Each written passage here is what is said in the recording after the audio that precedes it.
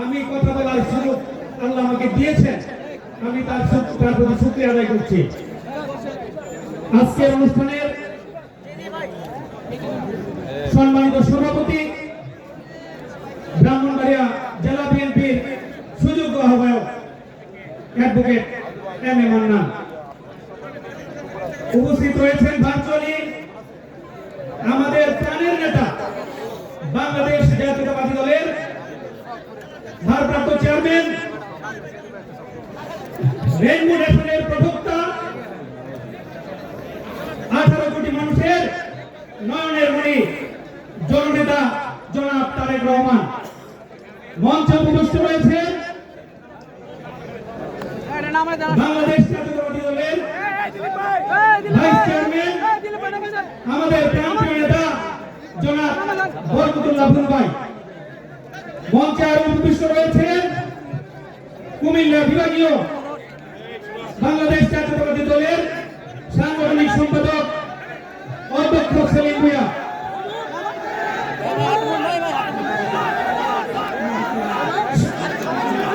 সহ উপস্থিত সম্মানিত নেতৃবৃন্দ, আসসালামু আলাইকুম ওয়া রাহমাতুল্লাহি ওয়া বারাকাতুহু। আপনাদের সবাইকে ধৈর্য ধরতে হবে প্লিজ। আপনাদেরকে অনুরোধ করতেছি আপনারা একটু সহনশীল হবেন। আমরা একটা সুন্দর পরিবেশে একটা সুন্দর আলোচনার মাধ্যমে ব্রাহ্মণবাড়িয়া জেলা বিএনপি গত 12 বছর ধরে আমরা কিন্তু সম্মেলন করতে পারি নাই। দীর্ঘ প্রতীক্ষার পর আজকে এই আব্বাস উদ্দিন মডেল কলেজ মাঠে ঐতিহাসিক একটি সম্মেলন অনুষ্ঠিত হতে যাচ্ছে। এই সম্মেলনের নেপথ্যে যারা কাজ করেছেন আমাদের কেন্দ্রীয় বিএনপির বরকতুল্লাহ আব্দুল ভাই এবং সাংগঠনিক সম্পাদক আমাদের প্রান্তীয় নেতা অধ্যক্ষ সেলিম ভূঁইয়া ভাই এবং মোহাম্মদ মুস্তাক মিয়া সহ আমাদের ব্রাহ্মণবাড়িয়া জেলা বিএনপির সংশ্লিষ্ট সকল নেতৃবৃন্দ অনেক পরিশ্রম করেছেন।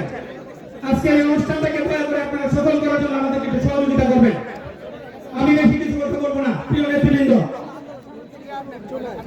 আজকে আমরা কিন্তু গত 17 বছর যাবত কোনো কথা বলতে পারি নাই। আমাদের গলার টুটি চেপে ধরে রেখেছিল, আমাদেরকে কোনো কথা বলতে দেওয়া হয় নাই। আমাদের ব্রাহ্মণবাড়িয়া জেলার 14টা ইউনিটের প্রত্যেকটা নেতা কর্মীর নামে অসংখ্য হুলিয়া ছিল। প্রতিদিন তাদেরকে হাজিরা দিতে হতো। কোন আসামির যদি ওয়ারেন্ট হয়েছে অথবা কোনো প্রোগ্রাম যদি আমরা কেন্দ্র থেকে পাইতাম, তার আগে থেকে এমন ভাবে আমাদের উপর নির্যাতন চালানো হতো। ঘর থেকে যদি নেতা কর্মীকে পাওয়া না যেত তাহলে তার পরিবারের উপর আক্রমণ করা হতো, আমাদের মা বোনকে নির্যাতন করা হতো, শিশু বাচ্চাদেরকে নির্যাতন করা হতো, বাড়িঘর আসবাবপত্র ভাঙচুর করা হতো। যারা খেতে খামারে আমরা আমাদের নেতা কর্মীরা ঘুমিয়েছে সেইখান থেকেও তাদেরকে ধরে এনে পুলিশে সুযোগ করা হতো। আজকে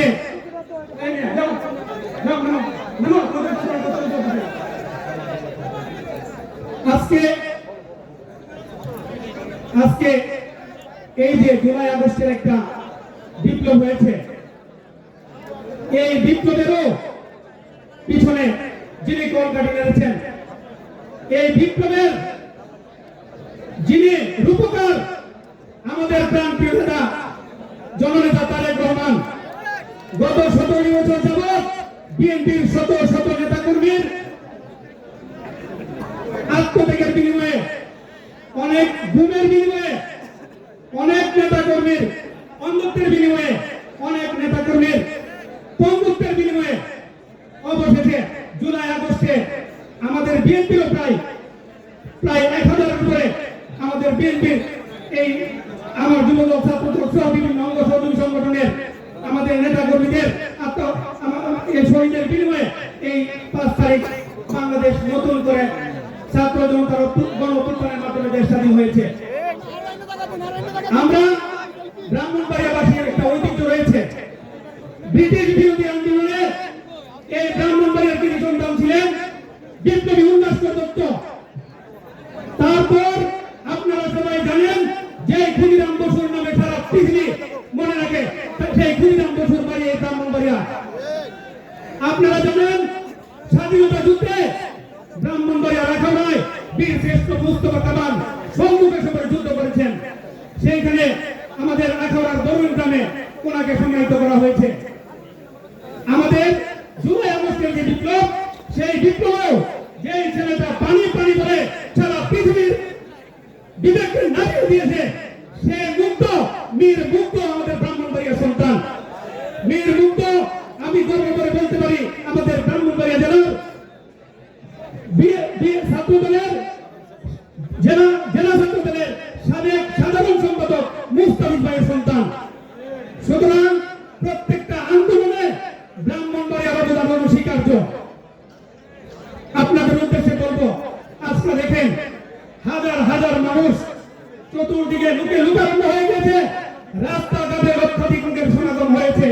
কারণ আমরা ব্রাহ্মণবাড়িয়া জেলা বিএনপি ঐক্যবদ্ধ। ঐক্যবদ্ধ বিএনপি অনেক শক্তিশালী, আপনার আমার স্মরণ রাখতে হবে।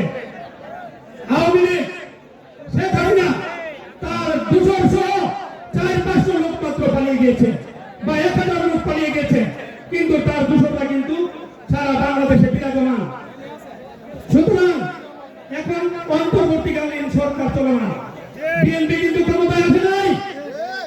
আপনার আবার ঐক্যবদ্ধ হয়ে বিএনপিকে আগামী নির্বাচনে ক্ষমতায় এনে এই ফ্যাসিস্ট খুনি হাসিনার যত দোষর আছে তাদেরকে বিদায় করে বাংলাদেশকে একটা আদর্শ বাংলাদেশ হিসেবে প্রতিষ্ঠা করতে হবে।